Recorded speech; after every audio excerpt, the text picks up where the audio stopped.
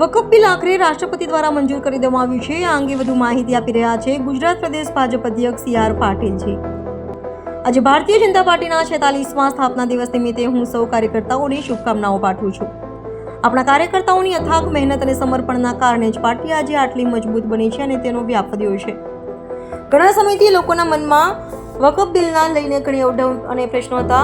લોકોની માંગણી હતી કે વકફ બિલના નિયમોમાં સુધારો થવો જોઈએ, તેવું વધુ પારદર્શક અને સર્વ સમાવેશક હોવું જોઈએ।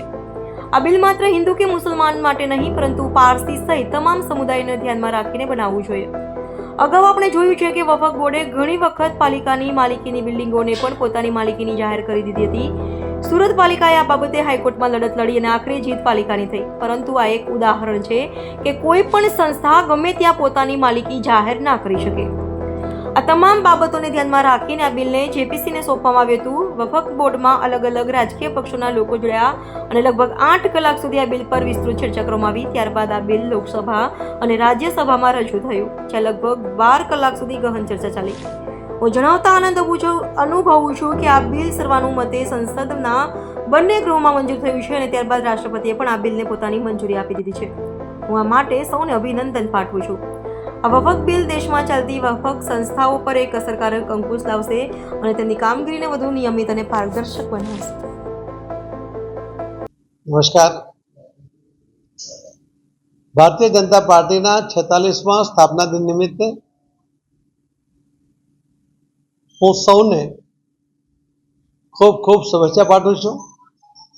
વિશેષ રૂપે કાર્યકર્તાઓને કારણે પાર્ટીની જે મજબૂતાઈ વધી છે, માનનીય પ્રધાનમંત્રી શ્રી નરેન્દ્રભાઈ મોદી સાહેબના નેતૃત્વમાં કાર્યકર્તાઓ જે જહેમત ઉપાડી છે, એના કારણે વિશ્વમાં સૌથી મોટી, સૌથી વધુ મેમ્બરશિપ ધરાવતી ભારતીય જનતા પાર્ટી બની છે। એના સ્થાપના દિવસ નિમિત્તે ફરીથી આપ સૌને ખૂબ ખૂબ શુભેચ્છા આપું છું।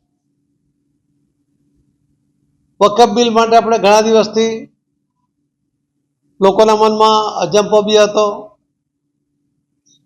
એને મળેલી અભાગ સત્તાઓ માટે અસંતોષ બી હતો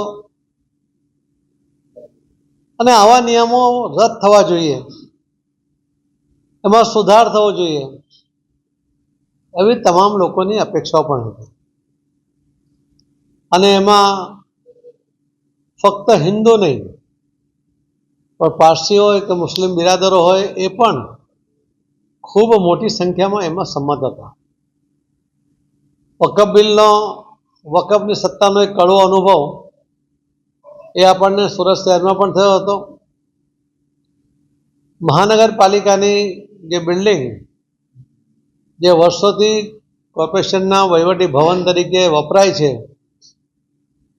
તેની માલિકી પણ વકફ બોર્ડે પોતાની જાહેર કરી લીધી હતી। એના માટે હાઈકોર્ટમાં લડાઈ લડવી પડી હતી અને ત્યાર પછી એમાં સુરત મહાનગરપાલિકાનો વિજય થયો હતો। પરંતુ આ રીતે કોઈ એક સંસ્થા કોઈની પણ પ્રોપર્ટી ઉપર પોતાનો માલિકી હક ગણાવી દે અને એ જગ્યા, એ પ્રોપર્ટી, એ બધું જ એ સંસ્થાની માલિકીનું થઈ જાય, આ તો યોગ્ય નહોતું ને એટલા માટે વકફ બિલ લાવવામાં આવ્યું। એને ઇન્ટ્રોડ્યુસ કર્યા પછી લોકસભામાં એને જે સંયુક્ત જોઈન્ટ પાર્લામેન્ટરી કમિટી હોય છે, JPC, એને સુપ્રત કરવામાં આવ્યું। એમાં અલગ અલગ પાર્ટીના અલગ અલગ આગેવાનો, બધા જ લોકો એમાં જોડાયા, એમણે પોતાના વિચારો રજૂ કર્યા, કેટલાક સુધારા પણ આવ્યા અને એમાં ખૂબ ચર્ચા વિચારણાને અંતે ફરીથી એને લોકસભામાં લાવવામાં આવ્યું। લગભગ 8 કલાક જેટલો સમય એના ચર્ચા માટે ફાળવવામાં આવ્યો હતો, પણ લોકસભામાં પણ 12 કલાક અને રાજ્યસભામાં પણ લગભગ 12 કલાક સુધી બંને લોકસભા અને રાજ્યસભાએ એમાં ખૂબ વિસ્તૃત ચર્ચાઓ કરી।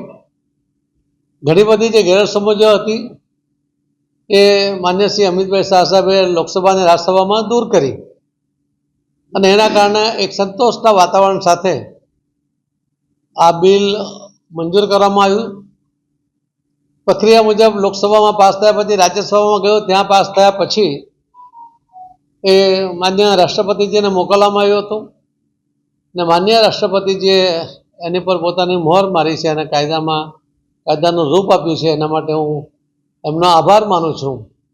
અને માનનીય પ્રધાનમંત્રી શ્રી નરેન્દ્ર મોદી સાહેબ, શ્રી અમિતભાઈ શાહ સાહેબ અને તમામ કે જેમણે આ ચર્ચામાં ભાગ લઈને પોતાના વિચારો રજૂ કર્યા એ તમામનો પણ આભાર માનું છું. અને આખા દેશના તમામ લોકોને આ વકફ બિલને કારણે જે અમાપ સત્તા ધરાવતી સંસ્થા ઉપર કંટ્રોલ પણ આવ્યો છે અને બાકીની સિક્યોરિટી પણ આવી છે, એના માટે હું ખૂબ ખૂબ અભિનંદન આપું છું.